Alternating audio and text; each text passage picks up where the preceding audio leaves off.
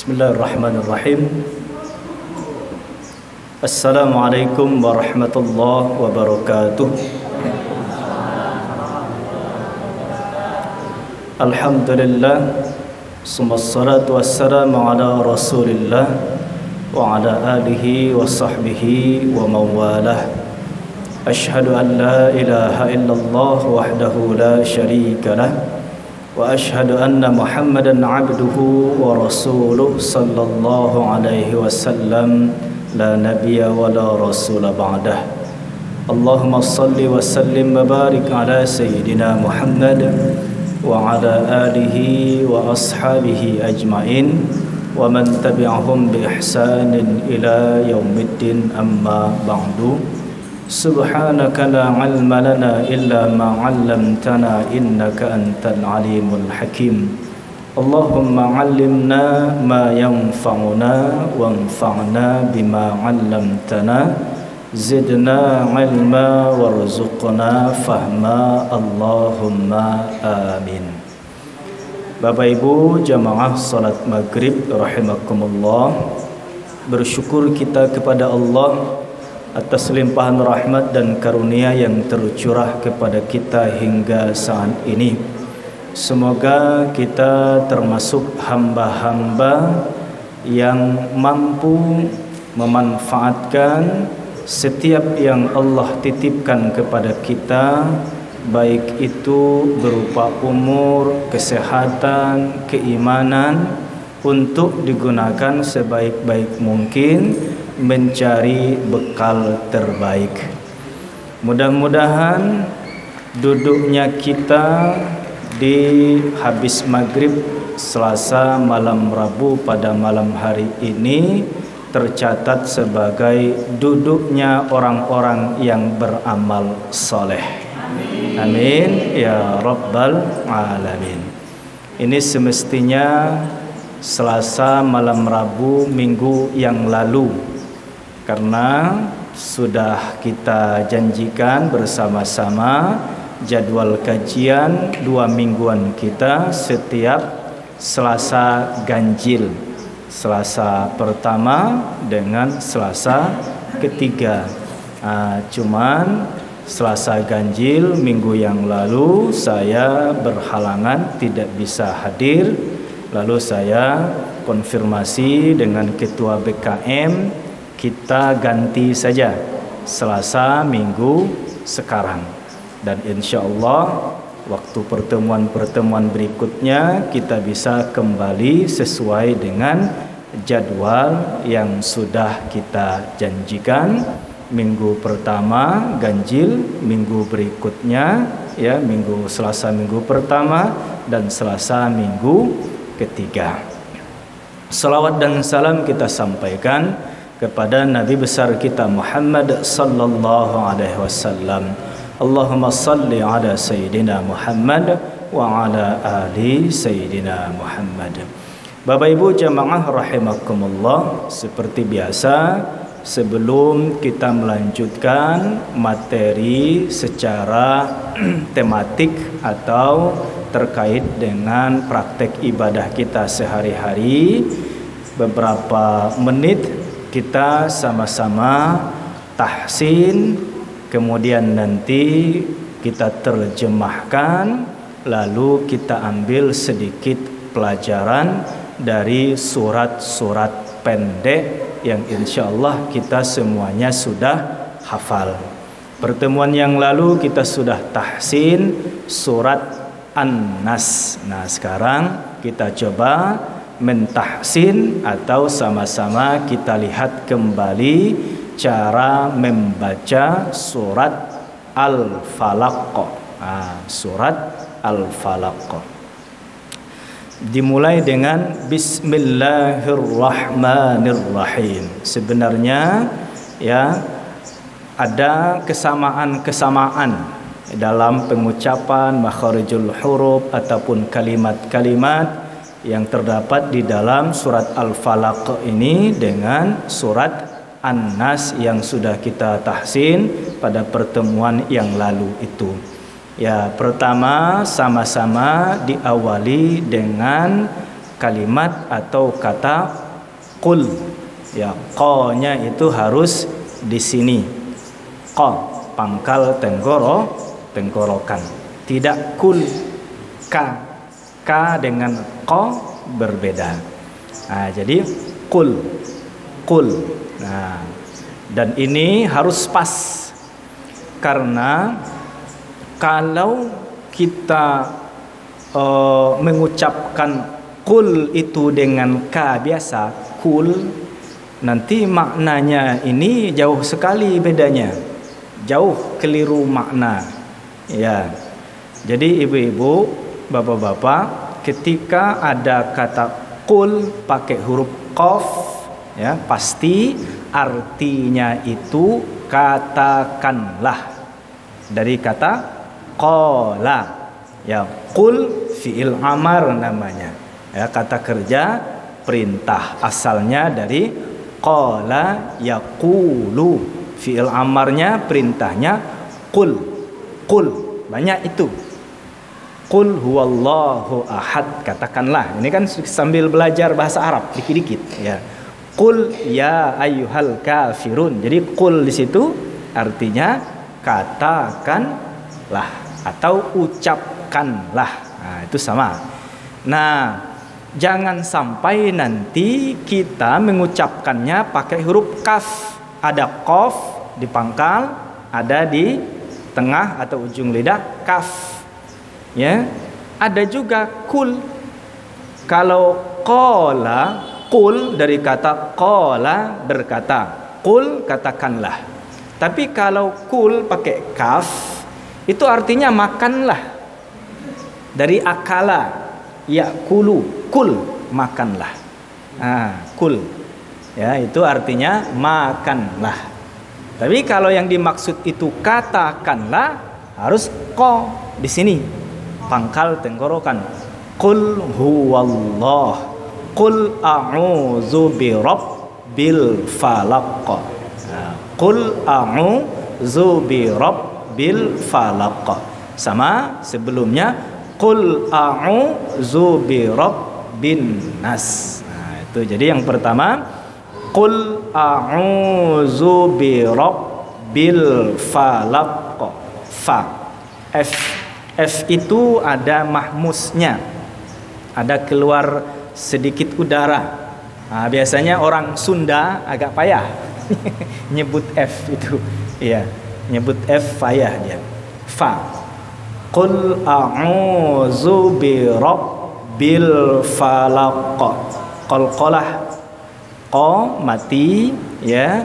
Apabila matinya itu di akhir atau di penghujung, maka disebut dengan qalqalah kubra, ya, besar. Qul a'udzu birabbil falaq. Nah, langsung kita terjemahkan. Qul, katakanlah, a'udzu.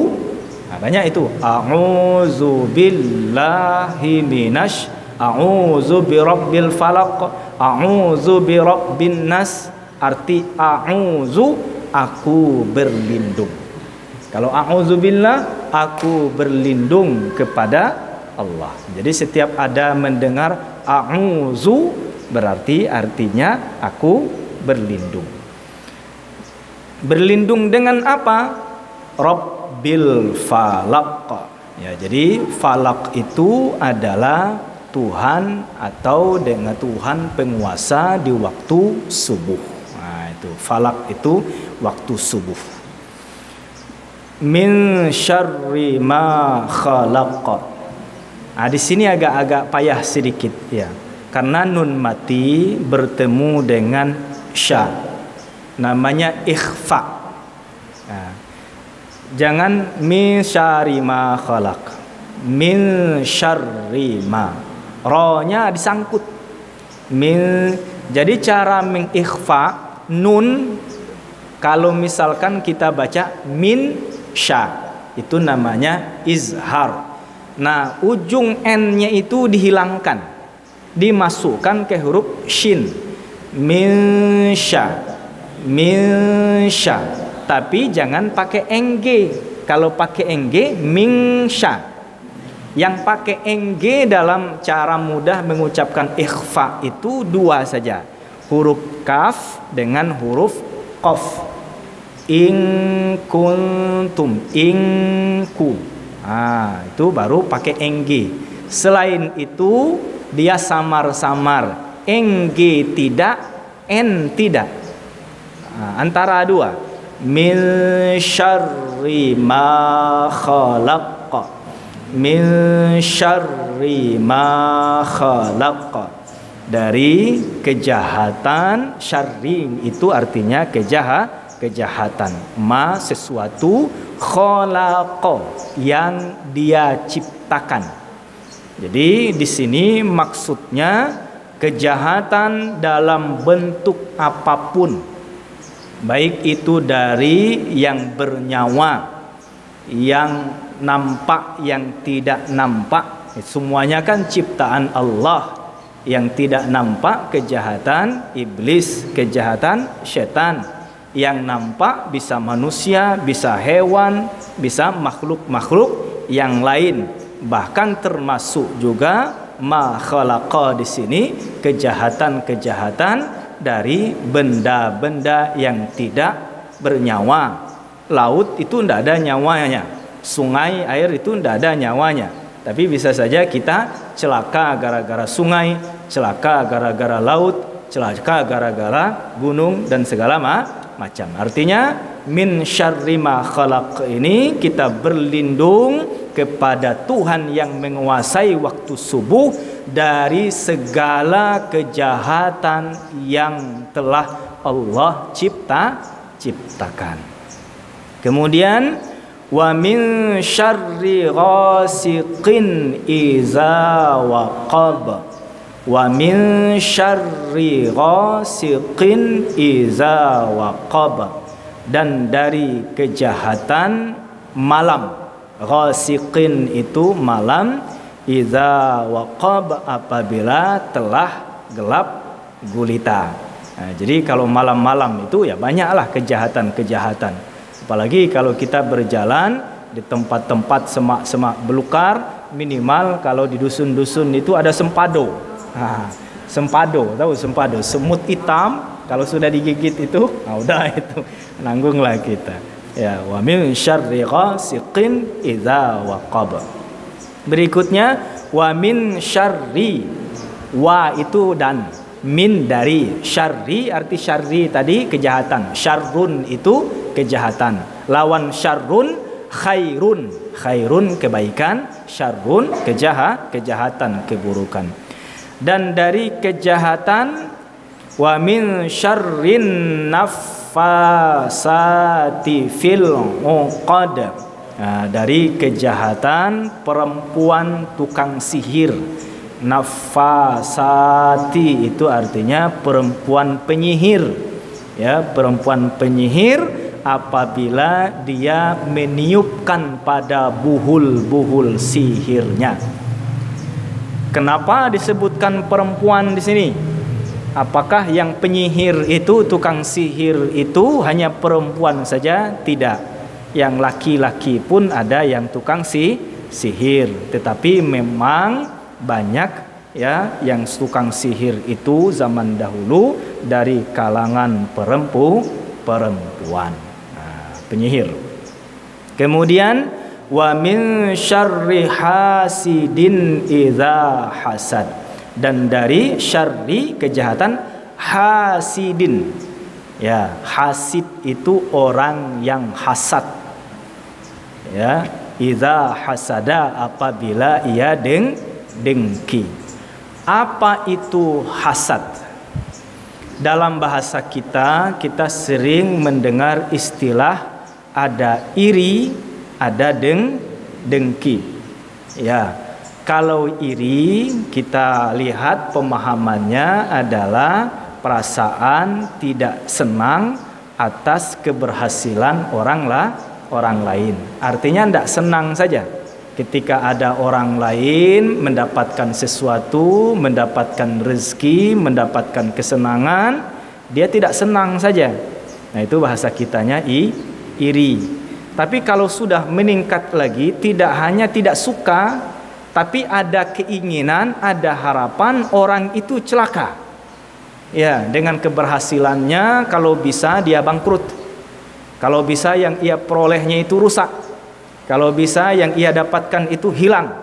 Artinya ada keinginan supaya orang yang diirikan itu celaka, itu namanya dengki.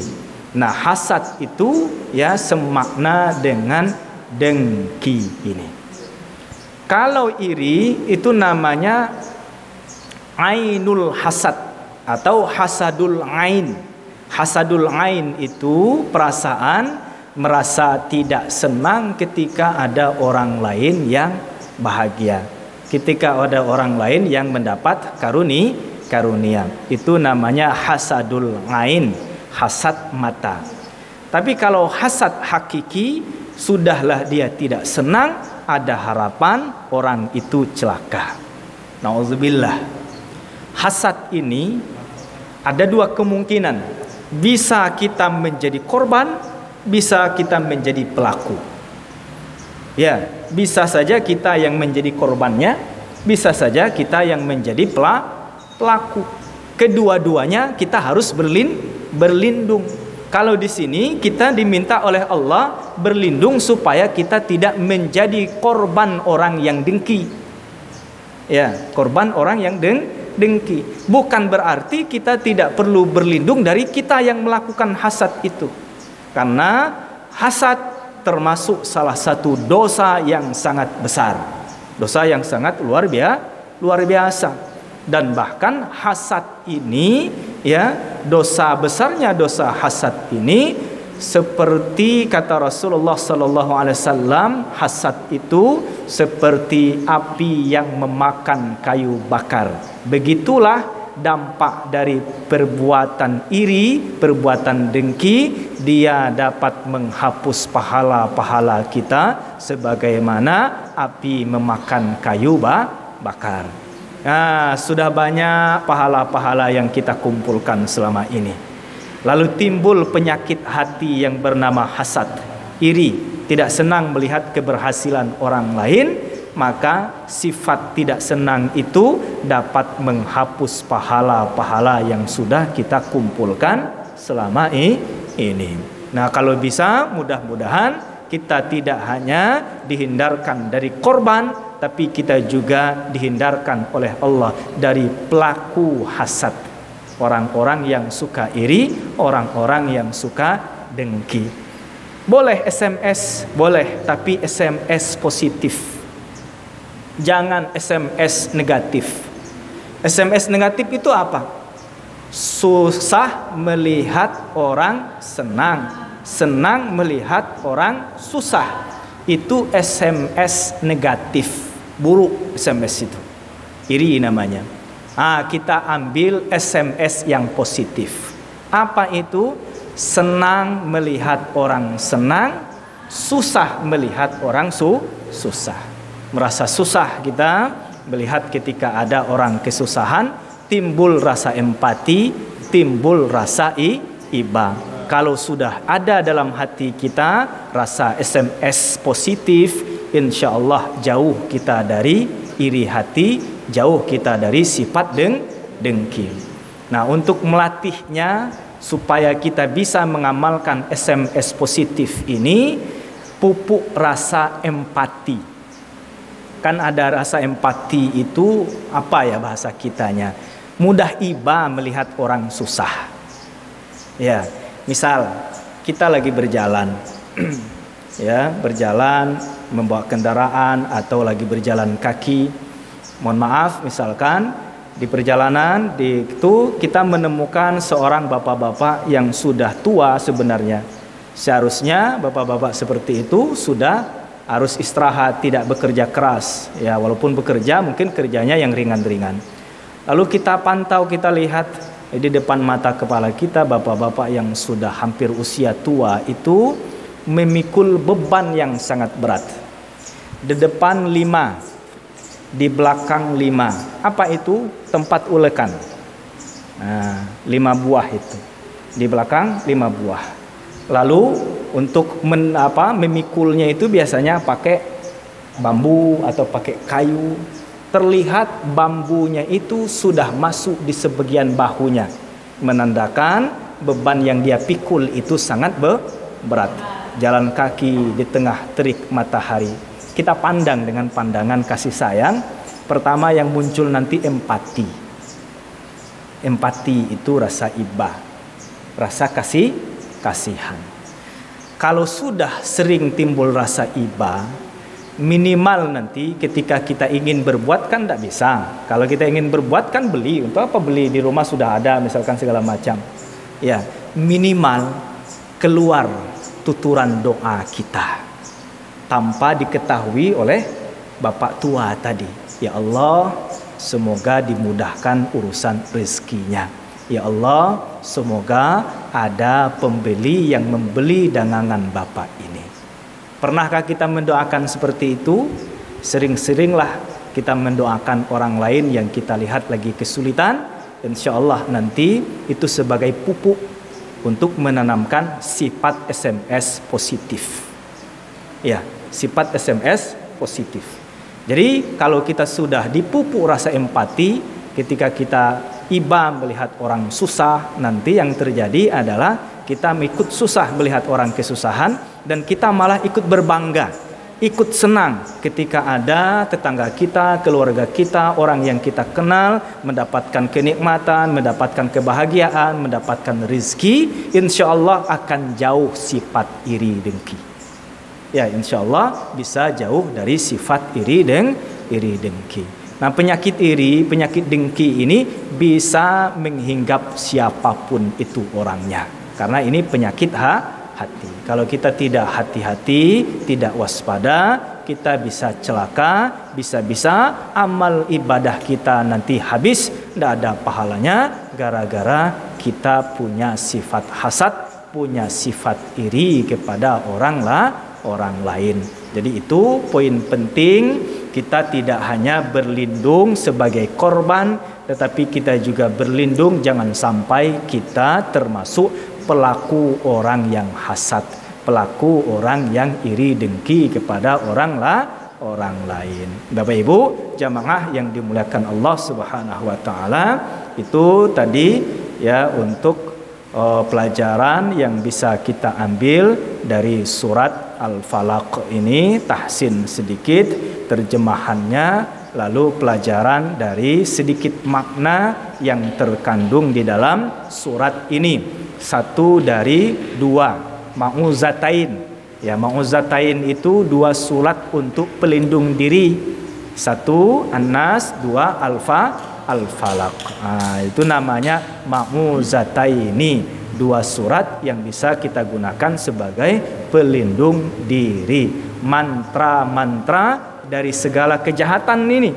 Tidak hanya zohir yang nampak, termasuk yang tidak nampak. Tidak hanya makhluk yang kasat mata, termasuk makhluk yang halus. Nah, mantranya dua surat ini. Tapi harus penuh keyakinan. Lagi-lagi seperti yang disampaikan dulu itu. Ya, mantra-mantra yang bukan berasal dari syar'i saja, kalau kita yakin itu berefek itu. Ya, ada efeknya.